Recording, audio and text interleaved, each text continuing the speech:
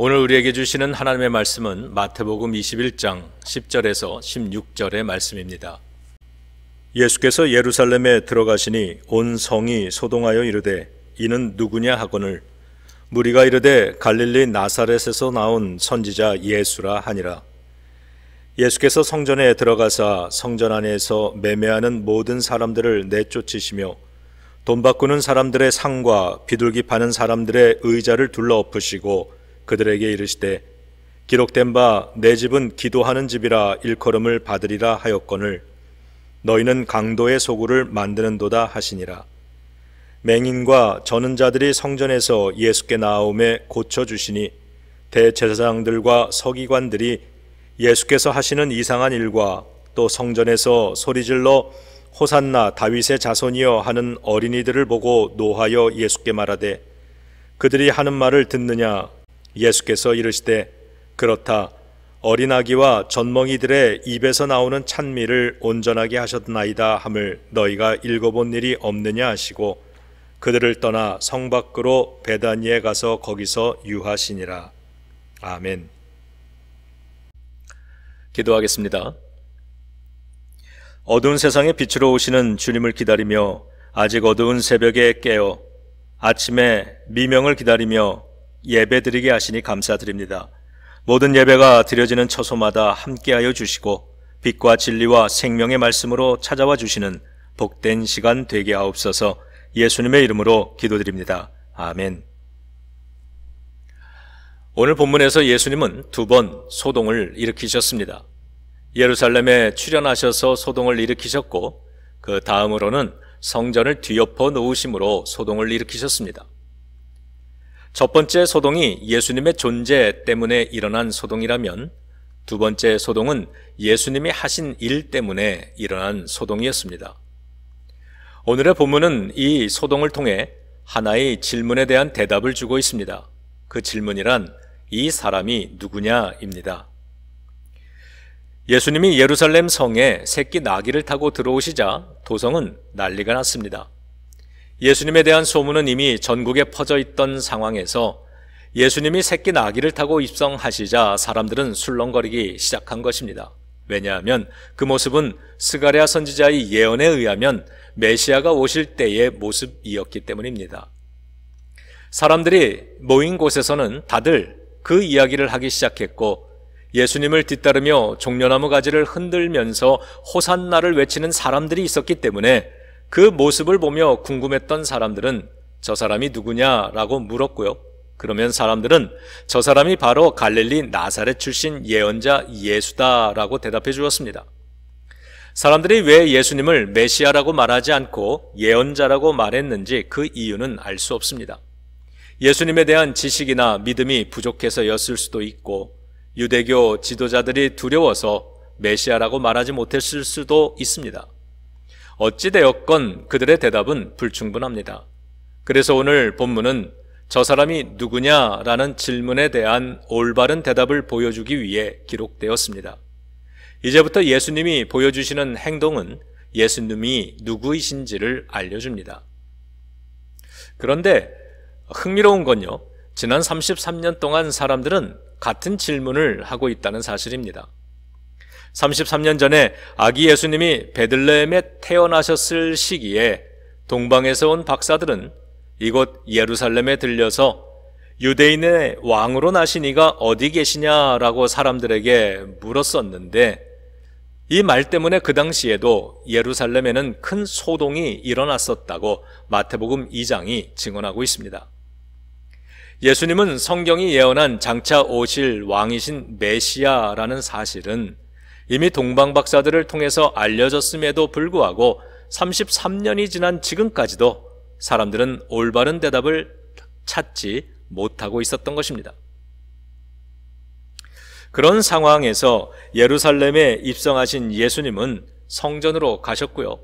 성전 뜰에서 장사하는 모든 사람들을 내쫓으시고 환전하는 사람들과 비둘기 파는 사람들의 상을 엎으시면서 하나님의 집은 기도하는 집이라고 외치시게 됩니다. 장사하는 사람들을 내쫓으신 이유는 여러분들이 이미 다 알고 계시듯 상인들과 제사장들이 결탁해서 제사에 사용할 제물들을 비싸게 팔아 사욕을 채우는 더러운 결탁 때문이었을 것입니다. 돈을 바꾸는 환전소는 성전세를 내기 위해 로마의 화폐를 유대인의 화폐로 바꿔주는 곳이었는데, 성전세를 내려는 경건한 마음을 악용해서 높은 환율로 폭리를 취하는 상인들이 있었고요. 비둘기는 희생제사를 드리기 위해 가난한 서민들이 바치는 제물이었는데, 그걸 비싼 값에 팔았으니 더더욱 악한 행동이기 때문으로 보입니다. 그들을 가리켜서 하나님의 성전을 강도의 소굴로 만드는 자들이라고 예수님이 비난하신 이유도 거기에 있었을 것입니다. 이렇게 사람들로 인해 왜곡되어 있던 성전의 기능과 목적을 예수님은 다시 제대로 돌려놓으셨기 때문에 우리는 이 사건을 성전 정화 사건이라고 부릅니다. 이 사건이 알려주는 예수님이 누구이신가에 대한 바른 대답은 다음과 같습니다. 첫 번째로, 예수님은 성전을 온전케 하신 분이십니다. 이미 마태복음 12장에서 예수님은 스스로를 성전보다 큰 이라고 말씀하셨고요. 요한복음 2장에서는 당신의 몸이 성전이라고 말씀하셨습니다.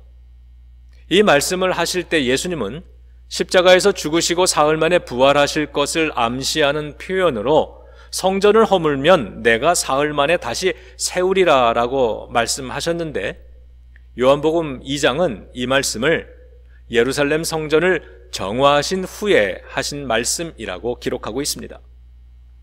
사람들은 성전에 가서 죄사함을 받는 제사를 드렸고 하나님을 예배했는데, 그것은 모두 예수 그리스도를 통해 성취되고 완성되었습니다.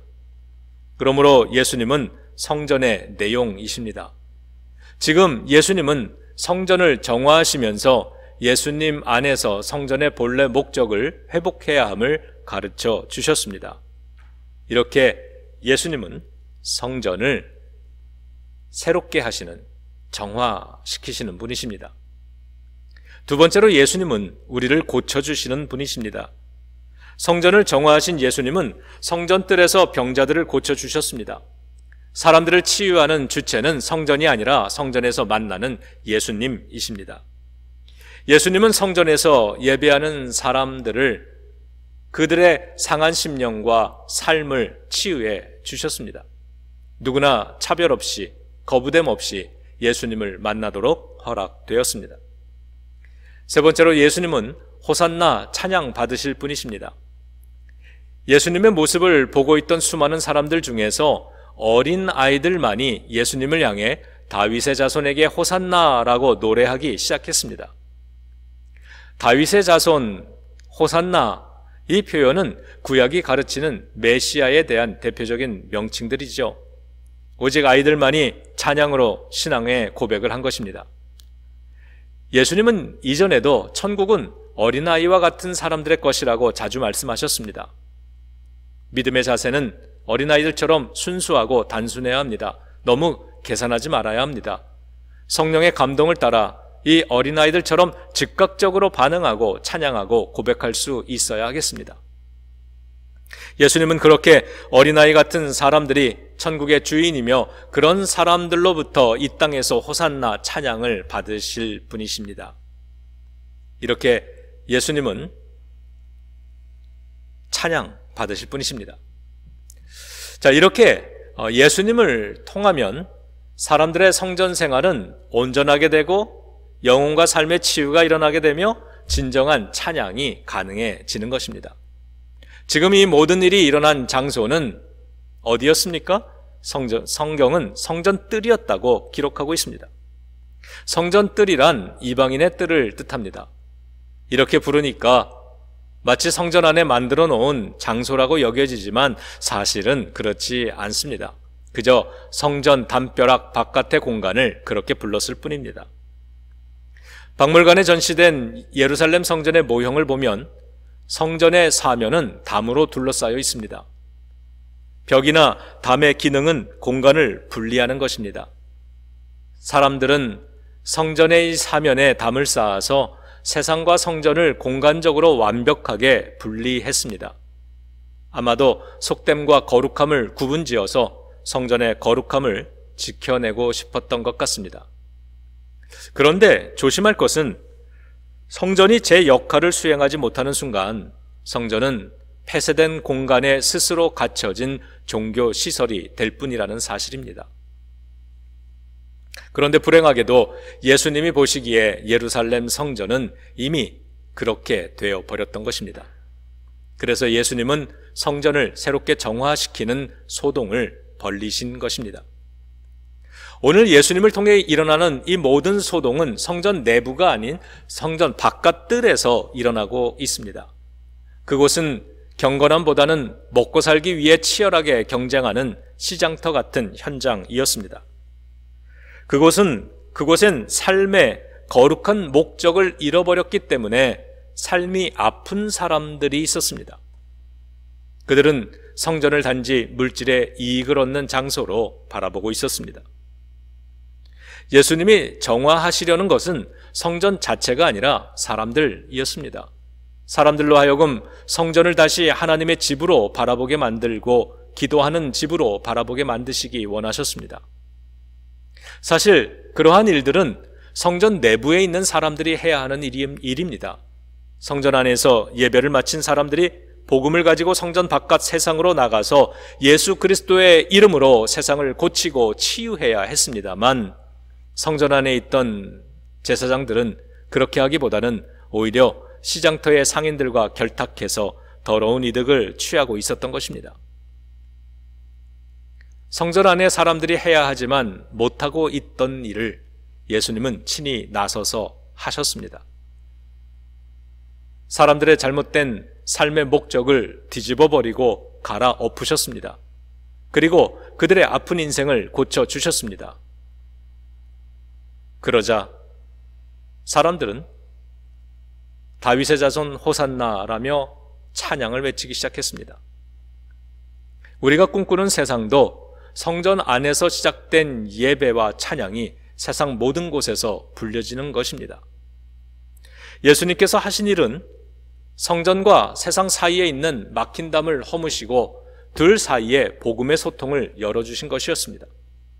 그리고 며칠 후에 십자가에서 돌아가실 때에도 마지막까지 주님이 하셨던 일은 성전 안 지성소의 휘장을 찢어서 세상과 성전이 연결되게 해주시는 일이었습니다. 성도 여러분, 우리는 교회입니다. 성령님과 함께 세상으로 나가 영혼을 구원하고 세상을 치유하며 예배자들을 세워나가는 성도들이 되시기를 예수 그리스도의 이름으로 축원합니다. 기도하겠습니다. 주님, 교회는 세상 속에서 하나님을 가장 선명하게 경험하는 최고의 공간임을 고백합니다. 교회에 모여 예배하고 말씀을 배우며 제자로 훈련받은 저희들은 예배가 끝나면 가정으로 일터로 세상으로 돌아가 그곳에서 복음을 전하며 살게 됩니다. 우리의 믿음이 성전의 안뜰에 갇힌 믿음 되지 않게 하시고 성전 바깥들로 나가 사람들의 삶의 목적을 고치고 상한 심령과 병든 자를 고치고 호산나 찬양 부르는 사람들을 세우는 믿음이 되게 하여 주옵소서. 예수님의 이름으로 기도드립니다. 아멘.